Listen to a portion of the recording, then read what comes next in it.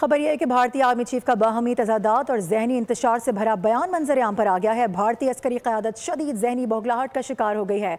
मार्का हक में बदतरीन नाकामी ने भारतीय अस्करी और सियासी क़यादत को शदीद दबाव में धकेल दिया है।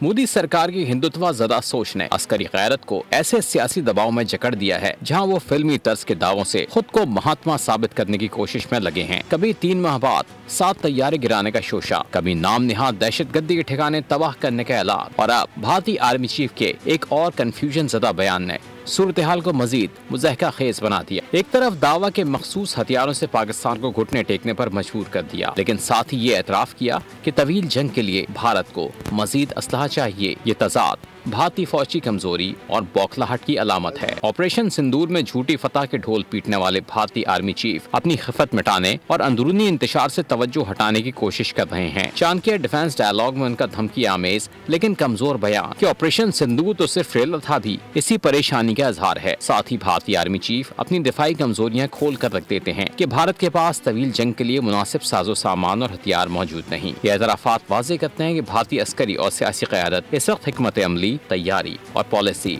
तीनों महाजों पर शदीद दबाव और इंतशार का शिकार है। सब्सक्राइब करें और बेल दबाएं ताकि कोई खबर रह न जाए।